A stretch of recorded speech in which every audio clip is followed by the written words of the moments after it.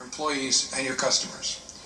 We understand, and I in particular understand, your concerns about liability, given that I was a general counsel at 2 different companies before coming back to this work, which is much better than any private sector work. We have been at this a long time, and although we strive very hard to be humble, a true statement is that we have gotten good at it.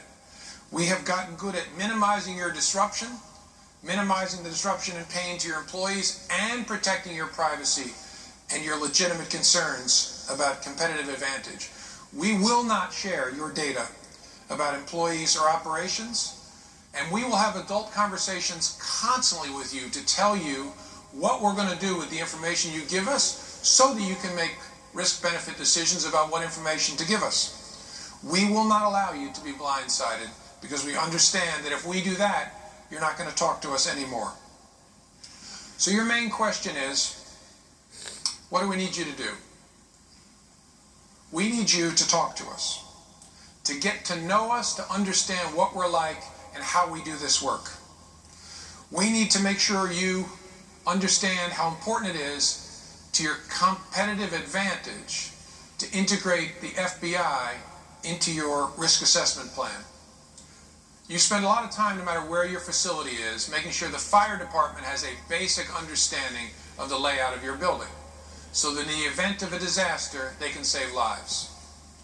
I suggest you do the same with respect to your cyber threat and your risk assessment plan.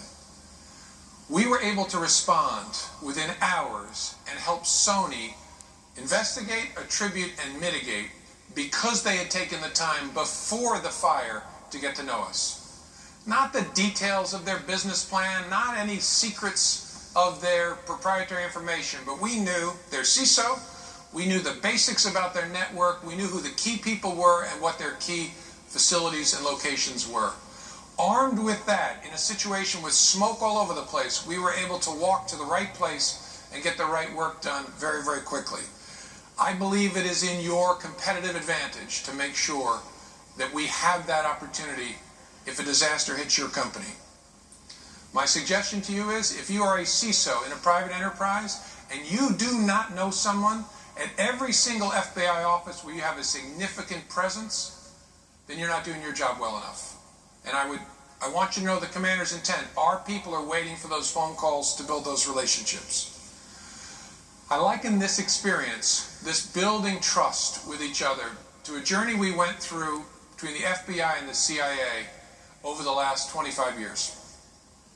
There was long a law on the books that allowed criminal prosecutors and agents to protect the equities of the intelligence community in the event there was a criminal prosecution that touched on intelligence equities. The Classified Information Procedures Act was passed in the 1980s, and when people passed it, they thought, we solved that problem, the friction between intelligence and law enforcement. Nonsense.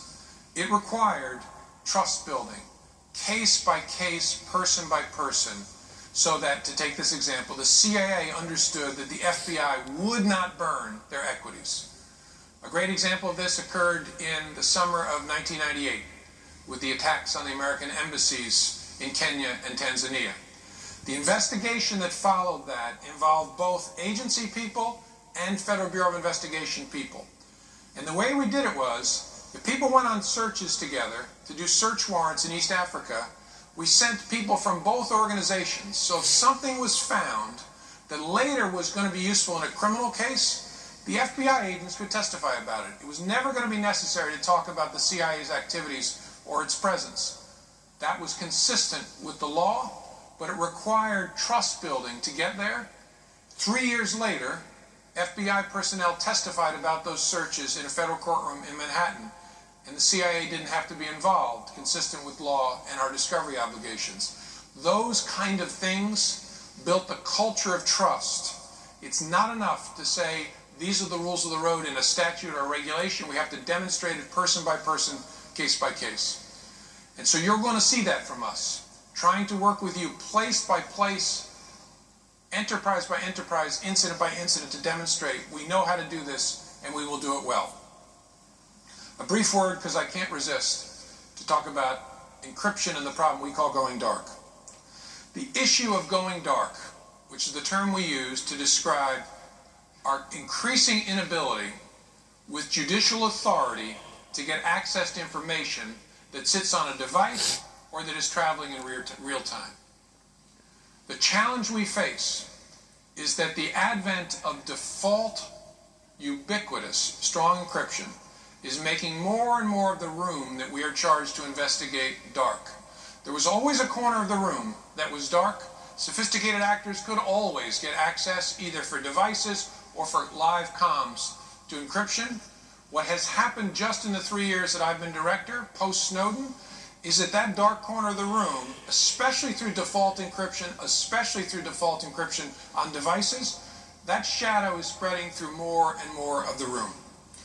The conversation we've been trying to have about this has dipped below public consciousness now, and that's fine.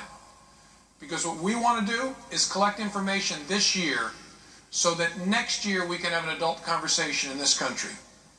And here's why I think it requires an adult conversation. Our nation's founders struck a bargain 240 years ago.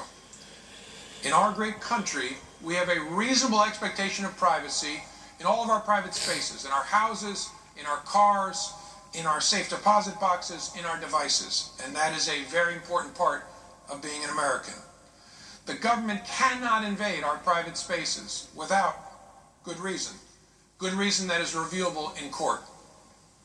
But it also means that with good reason, the people of the United States, through judges and law enforcement, can invade our private spaces.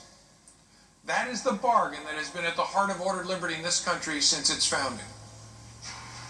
To take the most common example, if law enforcement has probable cause to believe that there is evidence of a crime in some space you control, whether that is your bedroom or your car or your safe deposit box or your laptop, they can go to a judge, make a showing of probable cause, and get a warrant that is consistent with the Fourth Amendment to the U.S. Constitution, and then go look through your stuff.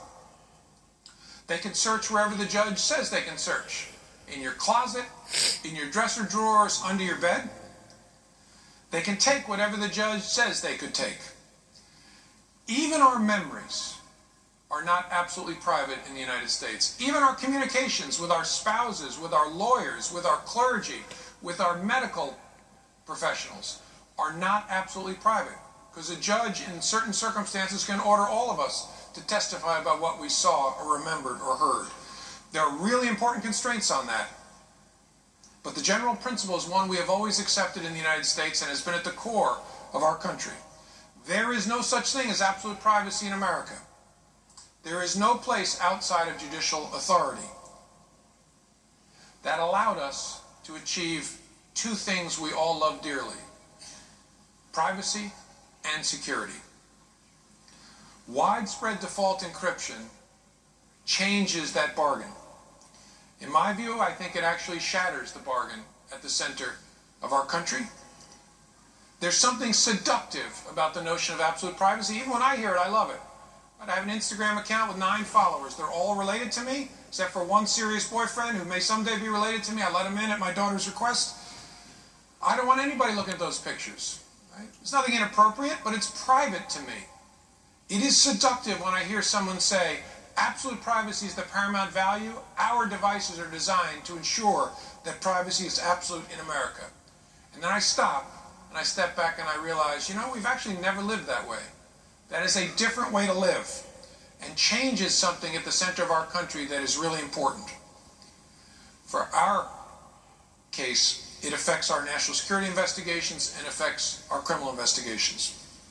So we believe in the FBI that we have to talk about it. And our role is limited. The FBI's role is not to tell the American people how to live, how to govern themselves. Our role is simply to say, hey, those tools you are counting on us to use to find people in criminal cases, in national security cases, they are less and less effective every day because of this challenge. And it's also not the job of tech companies, as wonderful as they are, as great as their stuff is, to tell the American people how to live, how to govern themselves. Their job is to innovate and sell us great equipment. The American people should decide, how do we want to live? How do we want to be governed? How do we want to govern ourselves? And to have that conversation in a mature way, we We need space and time, and we need information. We need to understand in the FBI, how is this exactly affecting our work? And then share that with folks. The challenge all of us face in having this conversation is that there is an intensity of emotion around the issue that makes it hard for people to avoid demonizing each other and to have a thoughtful exchange. Some like to say that we are trying to weaken encryption, that we are trying to build backdoors into everybody's devices. To be clear, we believe the issue is not strong versus weak encryption. We love strong encryption in the FBI. It enables us to better protect people from thieves, fraudsters, hackers, spies, terrorists of all kinds. We love strong encryption. But we also believe that absolute user control of data is not a requirement for strong encryption.